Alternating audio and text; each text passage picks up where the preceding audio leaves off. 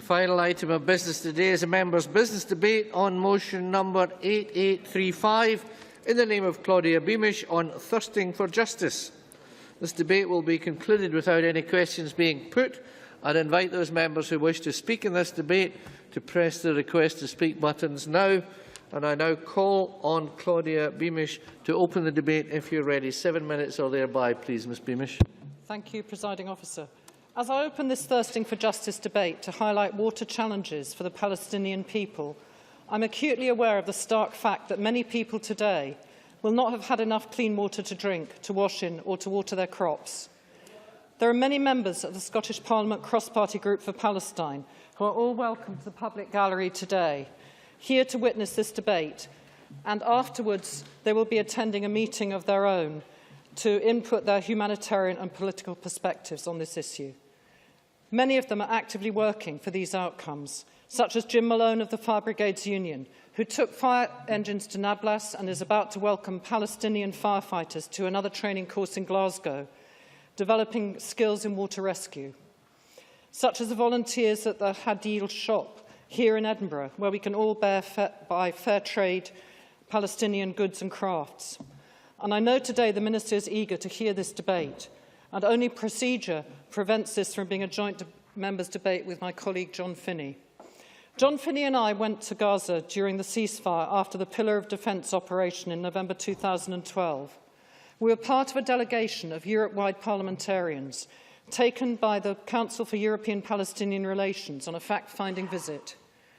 Our choice of water justice for Palestine for this debate is also a symbol and proxy for all the other injustices that make the life of Palestinians pretty impossible for all their resilience. Today's debate is also timely as Martin Schulz, President of the European Parliament, raised the water issues in the Knesset recently. On our Gaza visit, coming in across the Sinai Desert by bus, from the start we were hit with the stark realities at the Rafah crossing. Anxious people milling and others just waiting, waiting, waiting.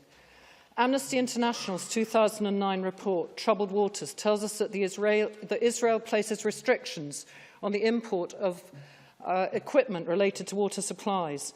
Coming into Gaza City, we saw people walking with small bottles of water. The Troubled Waters report again. Many families in the occupied Palestinian territories have to spend up to a quarter of their income on water of questionable quality from dubious sources. However, the 450,000 Israeli settlers who live in the West Bank, in violation of international law, use as much or more water than the Palestinian population of 2.3 million. During our visit, one of the presentations by NGOs came from the Emergency Water Sanitation and Hygiene Group, EWASH. In their report, a local resident, Helmi, says, "We see that the nearby settlement is green and has grass growing all year, and we feel pain that we are being robbed of water. All we want is justice." Leaving Gaza by bus, John Finney and I were told we would have to make a major detour as a bridge on one of the main tarmac roads out of Gaza City had been bombed the week before. This targeted destruction caused not only long-term traffic chaos hampering city access, but had destroyed a sewage pipeline going out to the sea as well as the bridge, so there was polluted water in the river mouth. During Operation Cast Lead in 2009, over 30 kilometres of water infrastructure was damaged and destroyed by the Israeli military. The UN fact-finding mission on the Gaza conflict, the Goldstone report, deemed this destruction, and I quote, "deliberate and systematic." Most of the infrastructure has not yet been repaired for lack of access to spare parts due to the blockade in part.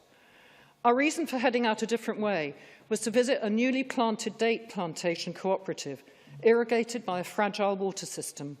This was a symbol of hope and optimism against all the odds. However, according to EWASH, I quote, "the Israeli blockade of the Gaza Strip and Israel's military operation have exacerbated existing water quality and supply problems and caused increased damage to water resources essential to agriculture." And it goes on, "in the past, agricultural production in Gaza ensured food security. Currently, agriculture in the Gaza Strip is barely viable." When John Finney and I returned, we made a commitment to regularly doing something practical, if we could, for Palestine. We're in dialogue with the Minister, unions, water companies and UNRWA about support for possible partnership water projects. and with academia about a possible Palestinian scholarship on international water law. The Minister's encouragement and support is much valued. We have also asked the Minister to consider active Scottish Government support through the Climate Justice Fund when it is reviewed. Water resource management has already been funded through this fund in Malawi, so there is a precedent. As Friends of the Earth International stressed in their report, environmental injustice and violations of the Israeli occupation of Palestine should be an eco-justice issue for Palestine. And further, we asked the Minister about active Scottish Government support through the International Development Fund, which has, I quote, a focus, as he will know, on working in partnership and achieving real and tangible outcomes on the ground. And I ask the Minister today to consider support in the next review. Such targeted commitments would send a clear message from Scotland globally about our commitment to a just solution for the Palestinian people. I have known about the plight of Palestine since I was a teenager, when I visited Lebanon with my father, who was then an MP, and met exiles and saw the refugee camps. How can it be that there is still no solution so many years later? Working for better immediate conditions in no way diminishes the urgency of the present diplomatic negotiations. Thirsting for justice on water issues is, of course, symbolic of a political thirsting for justice. The visit to Gaza that John Finney and I were part of had representation from many EU countries, including the north of Ireland. The clear message from our delegation leader, Northern Ireland Assembly member Pat Sheehan, to the world media was that all parties must be represented in the peace process. This resonated strongly with me then, and I am clear that this must be the way forward. I hope the Minister agrees, and that the Scottish Government will consider making this point in its representations to the UK Government on taking forward a just solution in the Middle East. Responsibility for the failure so far to resolve the ongoing Palestinian crisis lies in many places and in many countries. In the complex puzzle of Middle Eastern politics, I believe we must send a clear message today, a message which adds to the voices around the world, so many voices in America, Russia, Europe, and indeed in Israel itself, that the time has come for a just solution for the people in the occupied territories and for the exiles across the world. John Kerry's Framework Agreement deadline of the 28th of April focuses minds yet again. A lasting solution will, of course, involve compromise. It must also be grounded in justice, and I look forward to hearing the perspectives of others in the Chamber today about this, I hope, not intractable problem. Thank you. Thank you very much. Now call on John Finney to be followed by Elaine Smith. Thank you very much indeed, Presiding Officer. And can I first congratulate my colleague and friend Claudia Beamish for her securing this debate and for the content of her speech, which was much appreciated. I think many people would be astonished that in the 21st century we're actually having this debate. Claudia has covered a lot of what took place in our visit, and I have to say I found it very humbling to be there. Whilst the Israeli defence people called it Pillar of Defence, the Palestinians called it the 8-Day War. And it was a war that took a significant toll. The language is terribly important. In the language of the Israeli Defence Forces, words like precision. And indeed, just a short while ago, I rechecked online, and they'll very proudly show you the precision attack as they see it on the military leader, as they would call him, in a street. And most certainly something struck a vehicle and a vehicle exploded, but what, of course, they don't share with you was one of the victims was a 9-year-old child. One of the first places that Claudia Beamish and I visited was the Al-Dullah family house, again the target of a precision airstrike. This was a precision airstrike that killed a large family, women and children, who were gathering for wedding celebrations. And precision is important because I think the Israeli authorities know precisely what they're doing. And it's not just my view, it's the view of others. And can I commend to people the Friends of Earth report, Environmental Nakaba, where, first and foremost, they talk about the apparent indifference of the world to the plight of the Palestinian people, particularly those in Gaza. And then they go on to say even more ignored has been the wholesale grabbing of fertile land and water resources and the environmental pollution and destruction due to industrial and nuclear waste dumping. They talk about environmental justice, is intrinsically linked to social justice, and I think we'd all agree with that, and human dignity, respect for human rights and self-determination of peoples. Now, these are all things that are clearly absent in that population, a population of 1.5 million in one of the most heavily densely populated places on the earth, where 1.1 of that population are indeed refugees. And during that attack, the Israeli Defence Force attacked a police station, and that police station was beside one of the food distribution points. And it is a damning indictment in the world that 80% of the population rely on aid. They go on and talking in the report, the Friends of the Earth, talking about land grabs and water apartheid. Land can be arbitrarily designated as required for security purpose or as a closed military area. The expansion of areas are off limits to Palestinians. And that, again, was sadly apparent, I think, on Friday or Saturday, when a mentally ill woman who had wandered into that area was shot repeatedly. And you know, these are very basic things. If it's not food, shelter and water, then what's more important than that? The water resources are being exploited. They're extremely limited, and in the short time that I have, I certainly can't go into the detail I'd like to. The embargo, the blockade on Gaza is having a terrible toll. The Egyptian situation has not helped with the closure of the tunnels. The sewage, of course, affects which is dumped raw into the Mediterranean Sea. Takes a toll, and of course the sea isn't just surround Gaza or Israel. There are many countries affected by that. I would like to see the recognition of the rule of law. I would like to see basic humanity recognised. Climate change is going to affect us all, and the demands on water around the globe are going to be an issue, not least for countries perhaps upstream of another country. Israel is in a position to do something. Claudia Beamish talked about deliberate and systematic destruction. It was referred to in one of the official reports. I would call it mindless vandalism and brutal vandalism. I'm very grateful for the Minister for his support and interest in this, and the all-party support that there is. I commend again Claudia Beamish for her work in this, and I look forward to hearing the other debates. Thank you. Many thanks. Now call on Elaine Smith to be followed by Sandra White. Thank you, Presiding Officer. I'm a member of the Cross-Party Group in Palestine and also of Scottish Friends of Palestine. And the latter organisation states that, and I quote, "The occupation continues, as does the humiliation, the hardship and the violence suffered at the hands of the settlers and occupation forces alike. Millions of refugees, decades on, are still denied their rights, with Israel trying to blame the victims for their plight, with the international community largely deferring to the wishes of Israel and her supporters and taking no effective action to protect the Palestinian people. They need your support more than ever." So I'm pleased to speak tonight in support of Claudia Beamish's motion on thirsting for justice, but I do apologise to the Chamber because I have to leave shortly thereafter. Access to clean water and sanitation is a basic human right, and I think it's worth repeating that Article 25 of the Universal Declaration of Human Rights states that everyone has the right to a standard of living adequate for the health and well-being of himself and his family. And I would also like to reiterate that the Amnesty International report, Troubled Waters, Palestinians Denied Fair Access to Water, states that consumption levels in the occupied Palestinian territories fall well below the WHO daily per capita consumption of 100 litres.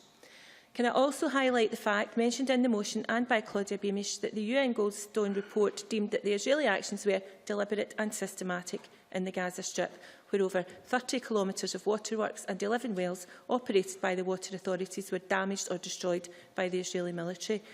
And it was predicted in 2012 that this water crisis will make the Gaza Strip unlivable, while some 113,000 Palestinians in the West Bank are still not connected to the water network and are dependent on water transported in tanker trucks, which raises the price significantly. And in many of these communities, which are extremely poor, the families are then forced to spend up to 40% of their income on this basic commodity. In 2009, a World Bank study found that Israelis had access to 4.42 times more water than did the Palestinians in the West Bank, and this is just unacceptable. Presiding Officer, one of the problems I think in this Parliament and out with, though, is when we try to discuss human rights abuses in Palestine, there can be a charge of anti-Semitism. This is an unfair accusation, but it may well be levelled to try and stop the plight of the Palestinians being debated and highlighted. Indeed, only last week, as Claudia Beamish alluded to, the President of the European Parliament faced criticism for merely making remarks about difficulties faced by Palestinians in the West Bank, including on access to water.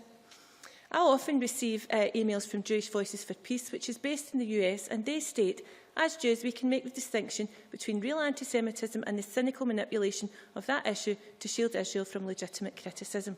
And another Jewish organisation based in the UK is Jews for Justice for Palestinians, and they recognise that peace in the Middle East will only come about with mutual recognition and respect and must be seen as just by both sides, as Claudia Beamish pointed out, requiring an end of the illegal occupation and settlement.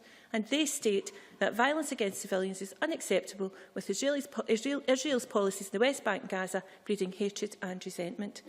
Endless conflict and occupation creates the conditions for human rights abuses, including the killing of children and the denial of water and sanitation to thousands.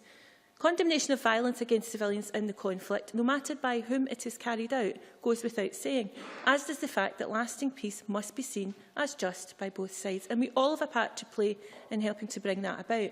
Britain, the EU, the USA, Russia and the UN must be persuaded to implement UN resolutions on Palestine. Presiding Officer, as we approach World Water Day, I think it's important to highlight the plight of Palestinians, since this may not be as well known as the lack of water and sanitation in other parts of the world, such as Africa. Israel must stop denying Palestinians the right to access adequate water, give up their total control over shared water resources and stop pursuing discriminatory policies. Even my 4-year-old niece recognises the right to have clean water. When she saw an advert for WaterAid on TV, she says, "There's lots of water. Why don't they have any, and can we post them, son?" People in Palestine, including children, are dying for want of water and sanitation, and I hope our voices tonight can contribute to raising awareness, changing conditions and delivering justice in Palestine. Many thanks. And before I call Sandra White, I'd just like to invite the Chamber that, due to the number of members who wish to speak in the debate, I'm minded to accept a motion under Rule 8.14.3 to extend the debate by up to 30 minutes. I now invite Claudia Beamish to move such a motion, please. Formally moved, Presiding Officer. Thank you very much. So the question is, are members agreed that we extend the debate this evening? We are. Thank you very much. So I now call Sandra White, to be followed by Malcolm Chisholm.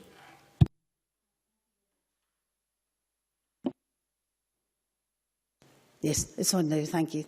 Thank you very much, Presiding Officer, and can I also thank Claudia Beamish and John Finney. I know it was a joint effort, as they said, for securing this debate and for the very informative blogs. I think the work that they did over there was very, very commendable, and I certainly got a lot of information from reading the blogs as well. I want to concentrate on one of the areas of the motion, which I think is probably the most significant part of the motion for me in that respect, and perhaps for others, and that's of the situation in Gaza. Others have mentioned the fact they have visited Gaza, and I have also, along with Jim Hume and others also.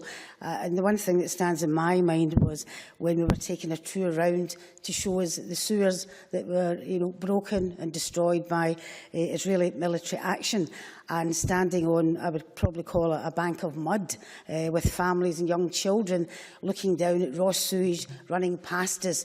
And here are people who are the poorest, perhaps in the world, basically, living in this, I would call it a jail, prison, whatever you want to do. 1.5 million people being left to have to buy water. Have to buy water, yet they're surrounded by it, but can't get clean water because of the situation with the sewage pipes, which obviously, I'll come on to, mention a wee bit more about that, being damaged and destroyed by the Israeli action.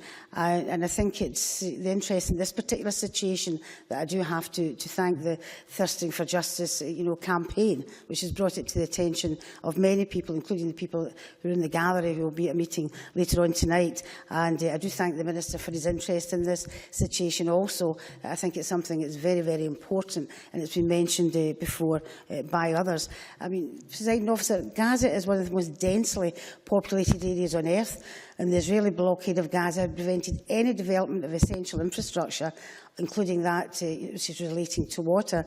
Now, due to the Israeli imposed blockade in Gaza, restrictions on import to the Gaza strips of material and equipment necessary for development and repair of infrastructure have led to the water and sanitation situation to reach crisis point. And I think that's a very important part of it also. poor maintenance of the sewage treatment plant as well, basically being left untreated, has basically allowed the sewage not just to flow through the streets of Gaza and areas, but flowing daily into the sea and contaminating the underground aquifer. And I must also mention the fact of the recent flooding in Gaza, which has absolutely exacerbated the situation, beyond comprehension for the people who are trapped here, basically. And we've also got to remember that under the terms of the Oslo Accord, the West Bank and Gaza basically constitute a single territorial entity. However, no provisions were made to allow for the transfer of water from the West Bank to Gaza, which leaves Gaza's water needs to be met from local resources, and hence you have, basically the double trouble, as you might actually say. And I want to quote from the UN Environmental Programme, which I think John Finney perhaps mentioned. He mentioned the fact that the state of the environment in the Gaza Strip is bleak by any perspective, and basically the aquifer is so severely damaged, collapsing very quickly. Unless this is reversed now, it could take centuries to basically resolve. And I think that's the thing we've got to remember. The people of Gaza are suffering tremendously from years and years and years of Israeli blockade. And I think it's time, and Claudia Beamish touched on this, that we have to do something. It was mentioned before, and I mentioned this in the debate on Syria. We need to look at some ways to ensure this peace in the Middle East. And Claudia also mentioned, the fact of President Obama and John Kerry talking about having, dialogue with the Israelis in regards to peace. And I just want to finish with the fact of what Mr Obama has said. He said is that if the peace talks failed and there was continued aggressive settlement construction in the occupied West Bank, Washington would have limited ability to protect Israel from international fallout. So I would ask the people of Israel, please listen to the pleas of the rest of the world and do something to alleviate the suffering of the Palestinian people. Thank you. Thank you. Now Colin Malcolm Chisholm, to be followed by John Lamont. Presiding Officer, I'd like to congratulate Claudia Beamish for bringing forward the subject of Palestine for today's members' debate. I believe it should be the business of this Parliament to support improvements in human rights across the globe, and this is a motion that certainly seeks to do that. The international community has strongly condemned the restrictions placed on Gaza and the West Bank, but little has been said on the subject of water, so today's debate is particularly welcome. While the Goldstone report in 2009 highlighted much of the largely unjustified immediate damage to water pipes and sewage ducts, there has been a great deal of further analysis of the longer-term humanitarian crisis that has ensued, particularly by the United Nations. And what I've got to say is largely drawn from the report published by the United Nations in 2013. That report addresses the situation with the occupation-induced water and sanitation crisis in both the Gaza Strip and the West Bank. With regard to Gaza, it states that 90% of water in the underlying coastal aquifer beneath the Gaza Strip is unfit for human consumption as a result of pollution caused by raw sewage and rising seawater infiltration.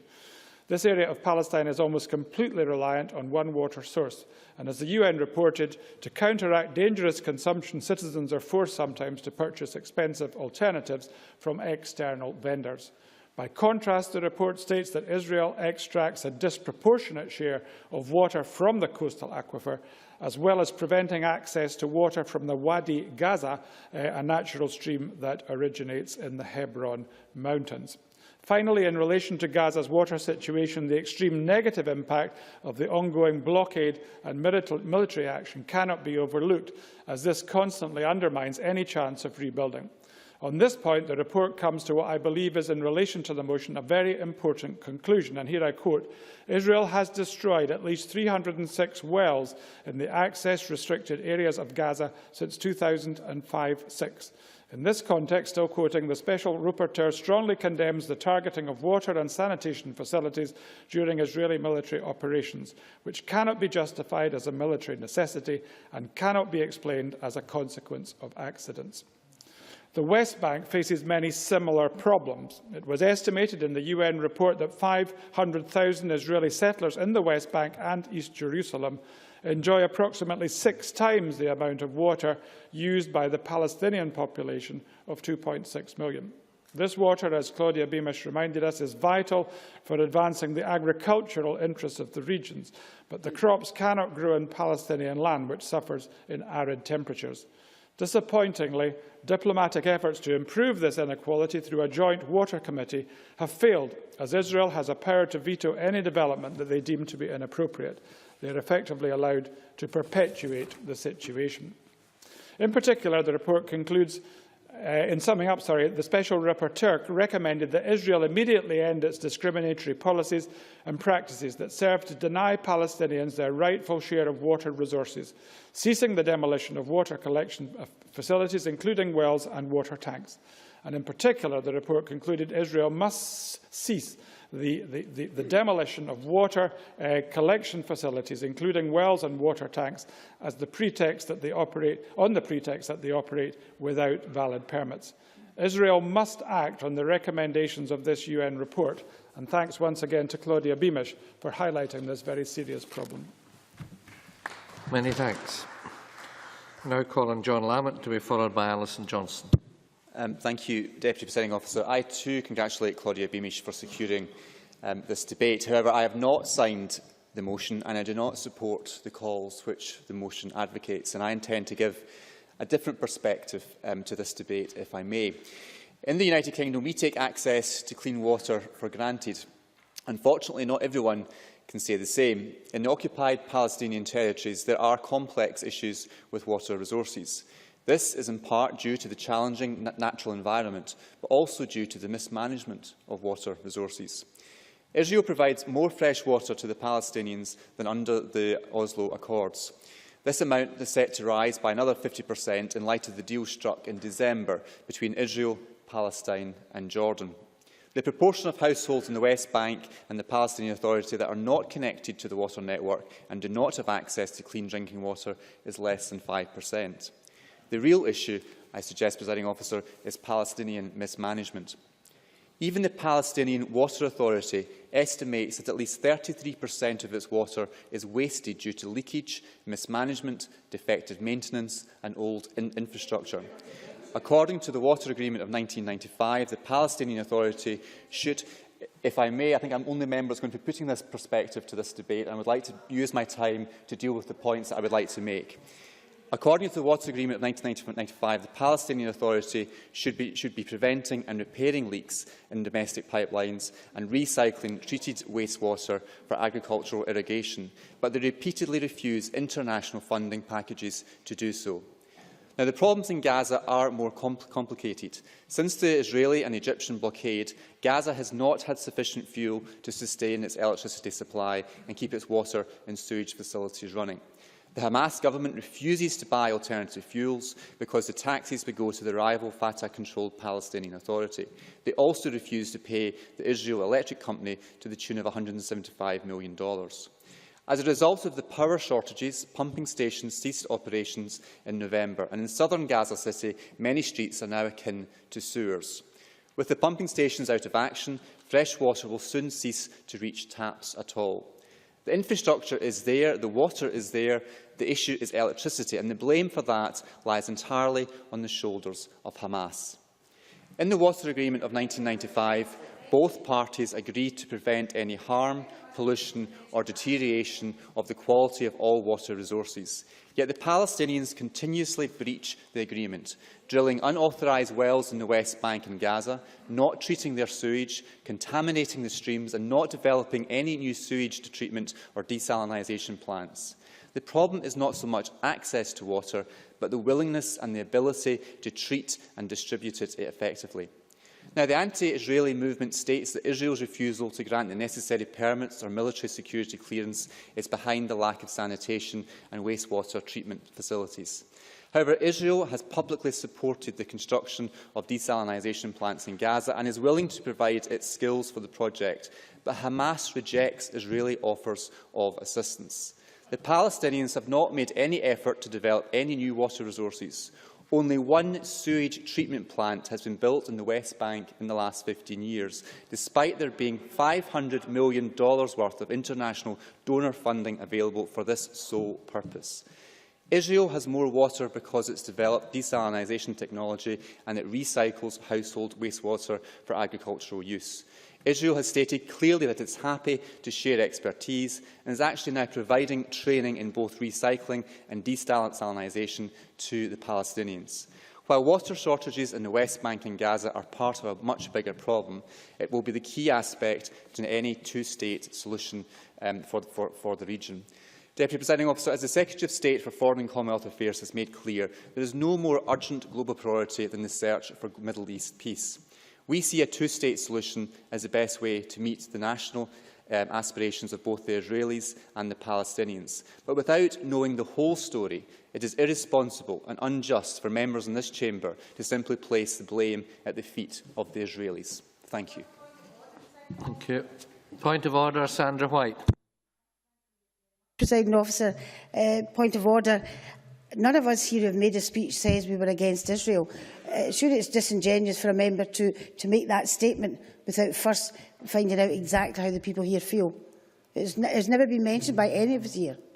Thank you for your point of order. Although it is not a point of order, you have made your point. Nonetheless, the words that Mr Lamont used are a matter for him.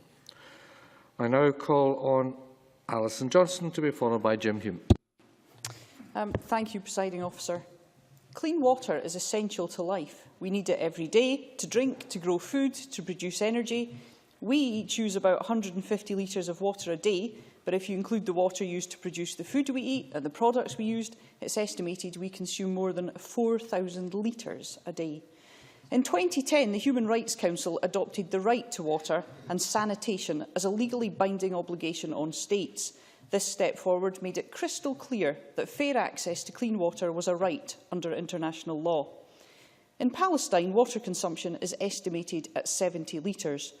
The motion recognises, and I thank Claudia Beamish for bringing the motion to the Chamber this evening, and also John Finney, and the motion recognises that this is well below what the World Health Organisation set as a recommended safe minimum.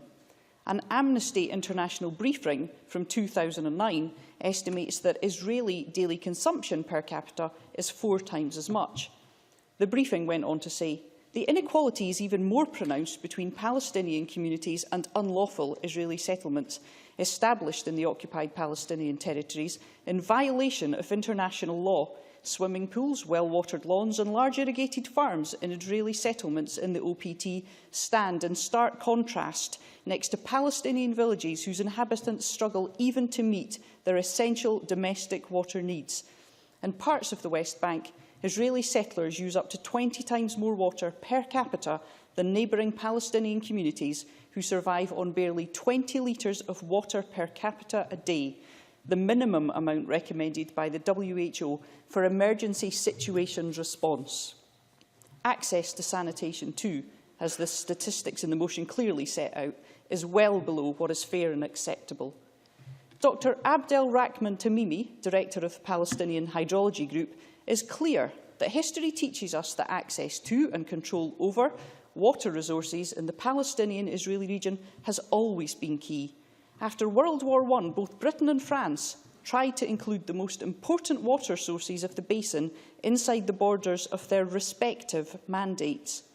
The same is happening today as deliberate Israeli government policies increase their control over water.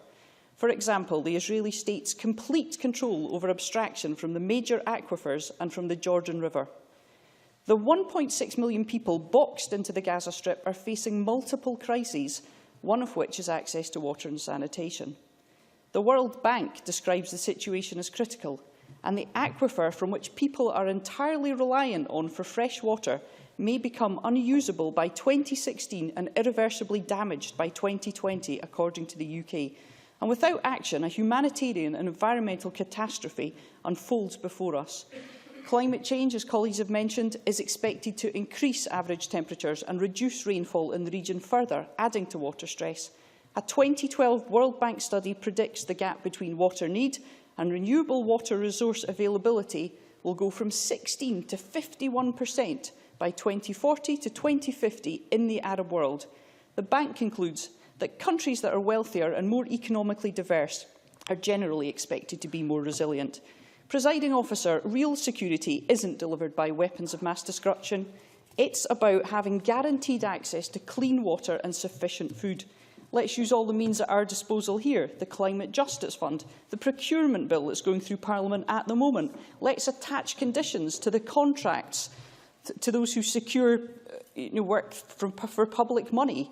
The Eden Springs contract was very controversial while I was a member of Edinburgh Council. Our procurement must be ethical.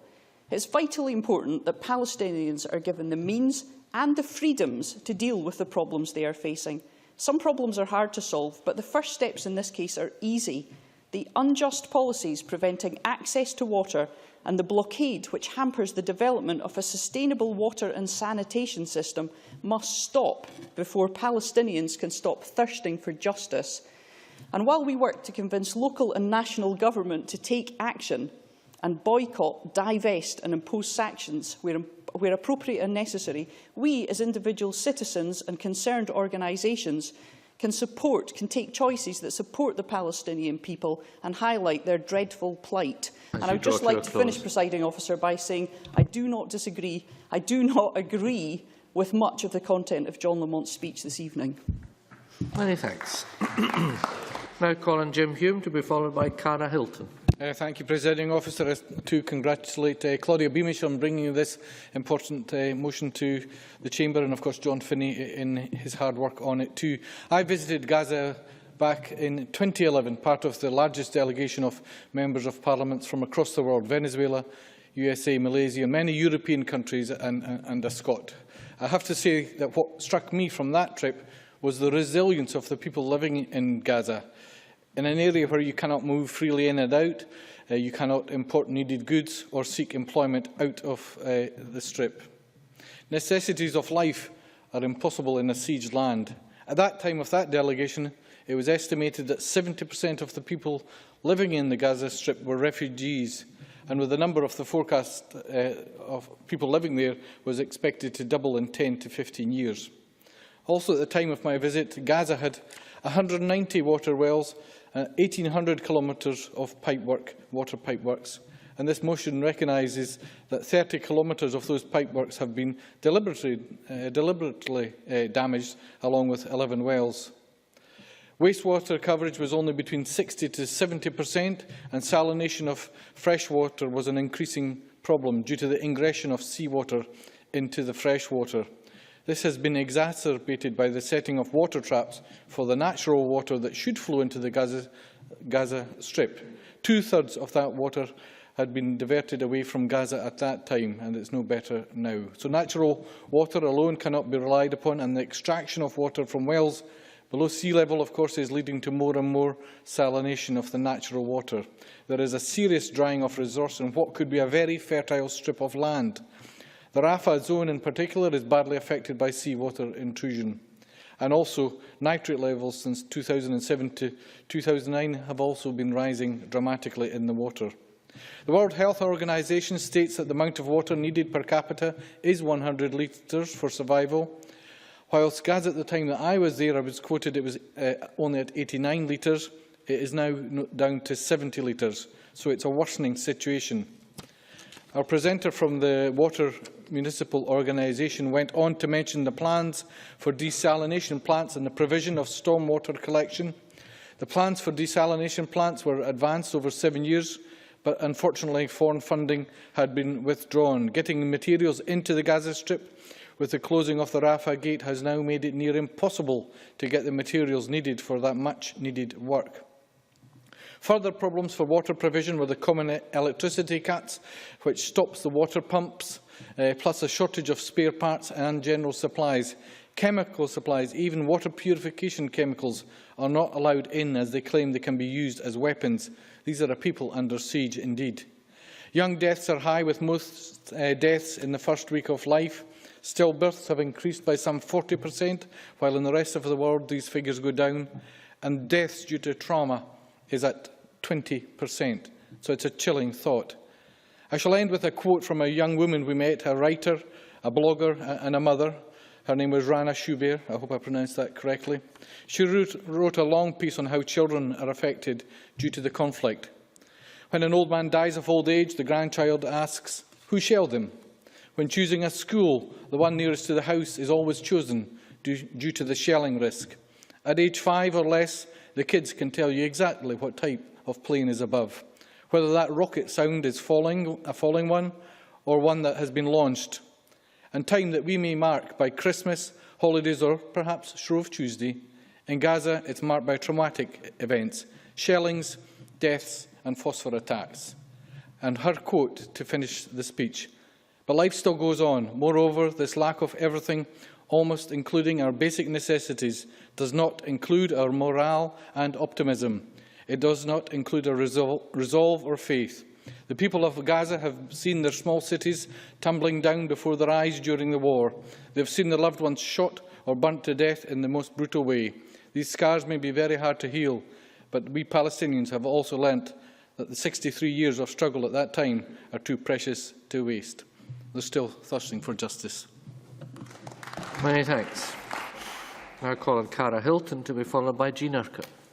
Thank you, Presiding Officer. Can I begin by thanking Claudia Beamish for securing this very important debate and for her first-hand account of the realities of the ground over in Gaza.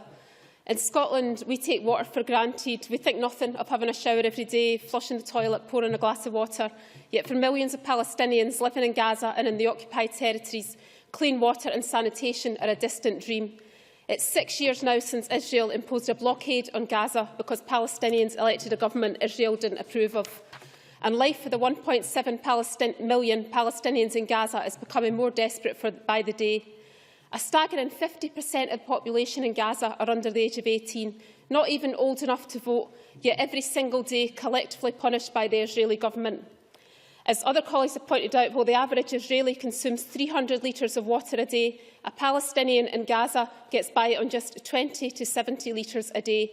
And sometimes it can be less in the summer when the Israeli National Water Company reduces water supplies to Palestinian areas. It's now estimated that as much as 90 to 95% of Gaza's water is unfit for human consumption, too dangerous to drink due to a combination of over-extraction and contamination by fertilisers and human waste.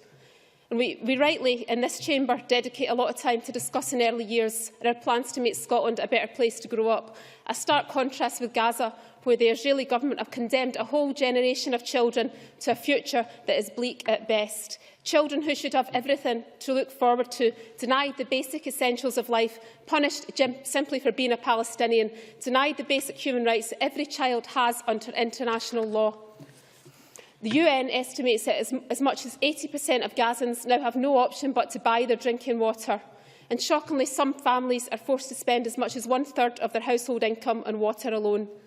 And things are getting worse. Gaza's sole aquifer is in serious danger of collapse, as Alison Johnson mentioned. It's likely to be too polluted for use by 2016 and redundant by 2020. As Sandra highlighted, before Christmas we all saw pictures of children in Gaza wading through sewage to get to school when the failure of a main sewage pumping station led to 35,000 cubic metres of raw sewage flooding into the streets.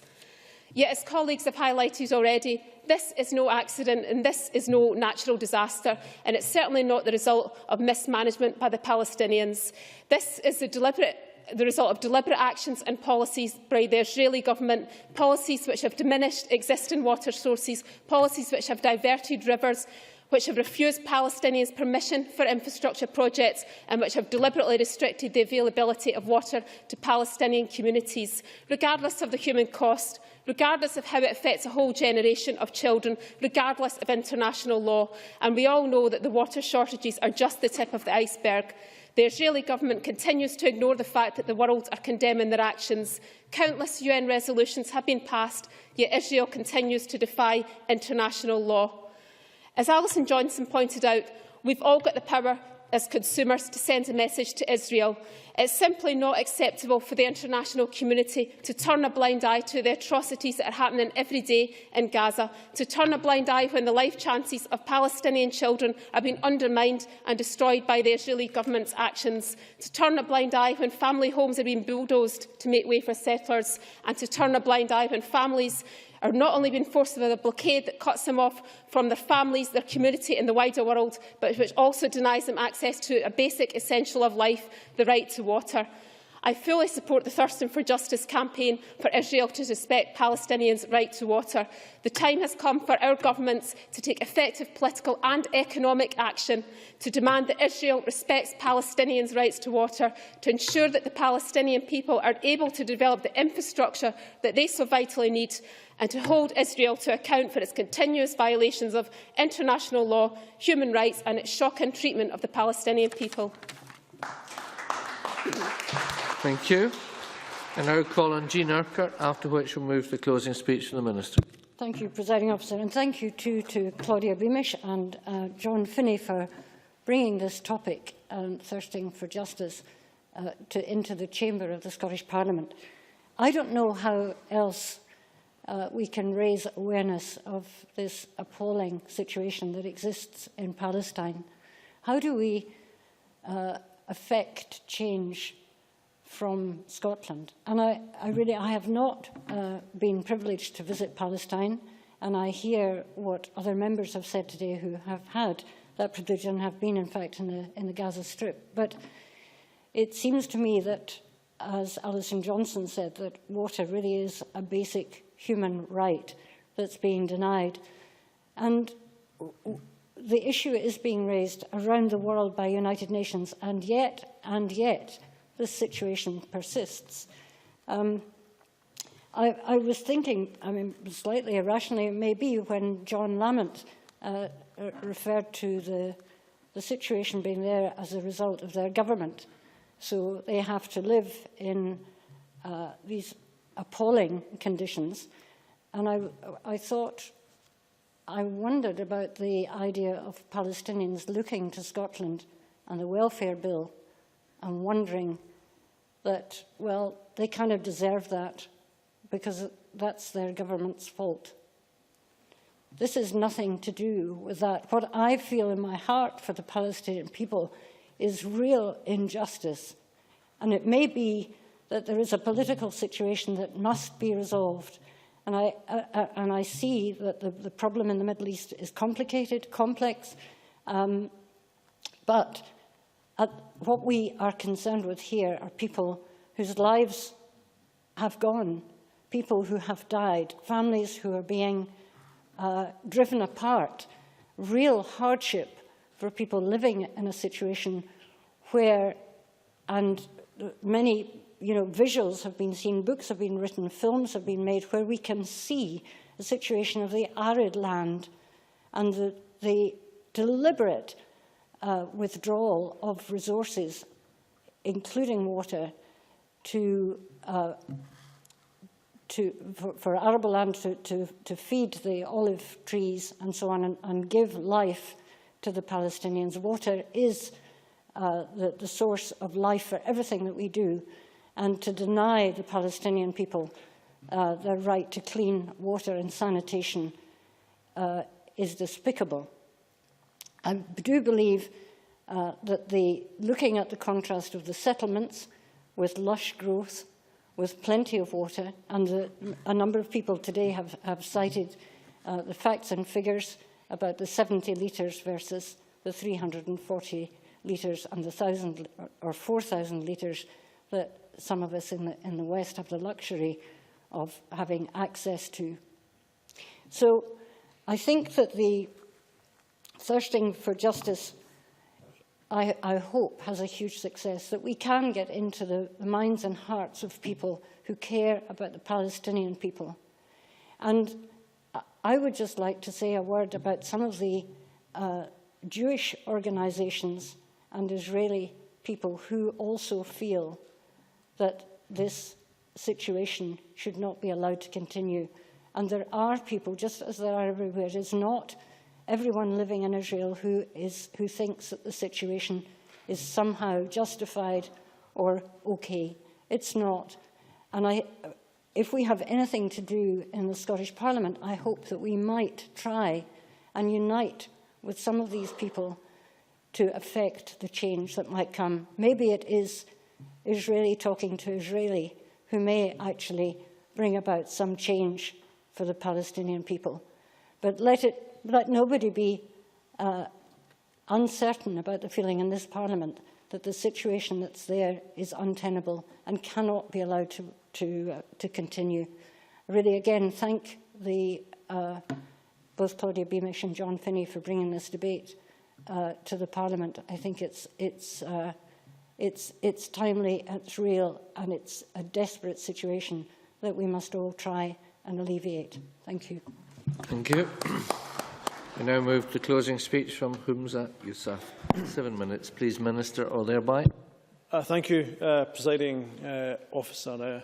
Anybody who thinks that this Parliament, and it can be often an accusation that's thrown, this Parliament is too inward-looking, only has to be watching today's debate to realise how across the chamber there's so many people who are interested in the human rights, the basic human rights of people across the world, not just here in Scotland. I thought incredibly powerful speeches were made here, and those could only be enabled.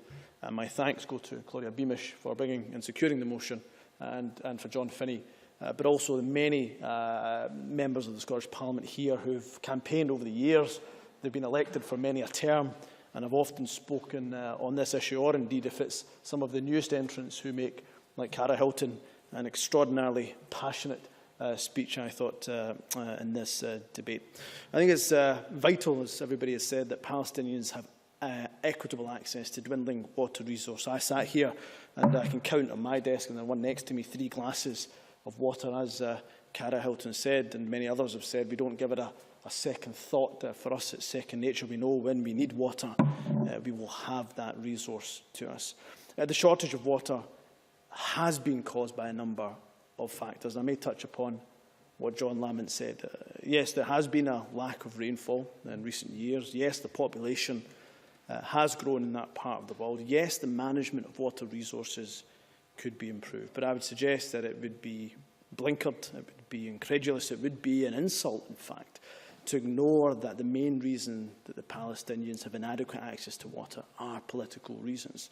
The inequitable distribution of water resources are compounded severely by this main factor that is of Israeli building restrictions on building and movement. And I think the difficulty is if you approach this debate and look at it in the prism, as I can understand a lot of people do, as being on one side or being on the other side, that's where difficulties often begin to take place. I don't see myself as being pro-Palestinian or anti-Israeli. I see myself very much, as I think other members, including, I'm sure, John Lamont, see ourselves as being pro-human rights and anti-injustice.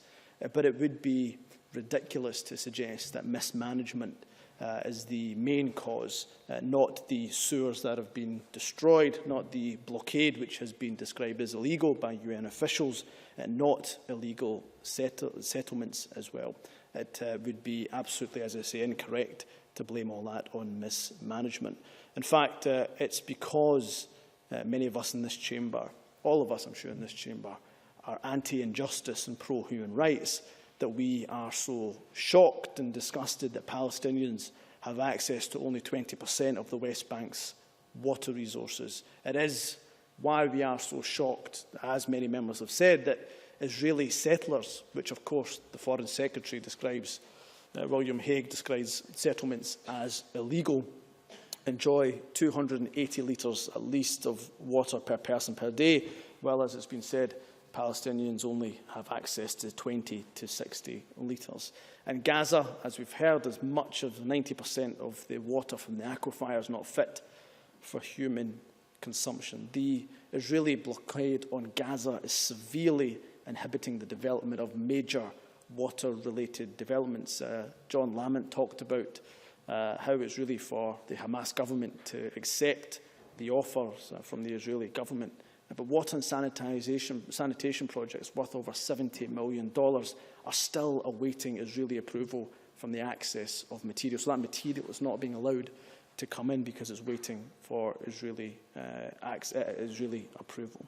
Access to water highlights how the settlements and other Israeli policies have a real and immediate impact on the most basic rights of the Palestinian people. Residents of Israeli settlements and Palestinian land, as we've heard, draw a disproportionately high amount of water relative to the Palestinians. But also the continued demolition of Palestinian property continues, including the destruction of cisterns and water wells. And many members have talked about how such as Jim Hume and John Finney, Sandra White, how they've actually seen this first hand.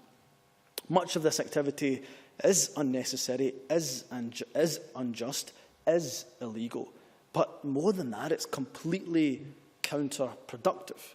There can be no lasting peace between the Israelis and the Palestinians so long as so many of the Palestinian people live in such conditions of inequitable hardship. That is why the Scottish ministers have firmly, repeatedly stated their support for international consensus that the construction of Israeli settlements in the Palestinian territories must stop. It is why we support the statement of the EU's Foreign Affairs Council calling on Israel to meet its obligations regarding the living conditions of the Palestinian population and to continue to call for the full implementation of the relaxation of access that is currently being restricted for Gaza. Israel is concerned, we know, about its threat to its security and its safety from violent groups within the Palestinian territories. I haven't met a member yet in this chamber that would not condemn the rocket attacks and the mortar attacks and other acts of violence directed at the innocent Israeli people in many outlying towns. Israel, of course, has a right to defend itself, but its response must be, as we continue to say in this Parliament and in this government, proportionate and legal. So much of the international concern is exactly at that lack of proportionality. And as Cara Hilton said in her speech, which was reiterated also by UN officials, the blockade on Gaza is viewed as collective punishment, which can only be seen as illegal in international law. Some specific concerns and issues that were raised directly to me, if I may answer in this final minute, Presiding Officer. In regards to the Climate Justice Fund and the International Development Fund raised by Claudia Beamish and also by Alison Johnson, I spoke to my colleague who's now had to leave the debate, the Minister for Environment. We would, of course, be happy to speak to members further on this, but also take a submission from the cross-party group on Palestine as well in regards to when a review is next to take place. You know, the point of any review is to be as open-minded, and I can give her absolutely that guarantee that on this issue we will be as open-minded as possible. She'll appreciate I can't give a set guarantee as the review hasn't happened yet, but if it does and when it does, I'm sure we can give you the details, and I'd be happy to certainly speak again at the cross-party group and maybe an invitation to my colleague to the Minister for Environment. Long-term peace in the Middle East between Israel and Palestine, we continue to believe, is served best by a two-state solution. However, William Hague and his previous deputy in the Foreign Commonwealth Office, Alistair Butt, a man who I spoke to many times on this issue, made the point that the next few months are critical. So we will be watching and looking with great interest. Presiding Officer, just to end, I would say, of course, the Scottish Parliament has a role to play in this. We must continue to work currently with the UK Government to put pressure on both governments to come to the table, but also to provide adequate access to resources. I encourage Israel to take immediate and practical measures to ensure the fair distribution of water across the Palestinian territories. And again, I commend John Finney and Claudia Beamish for bringing this issue to the Chamber. Thank you. Many thanks. I now close this meeting of Parliament.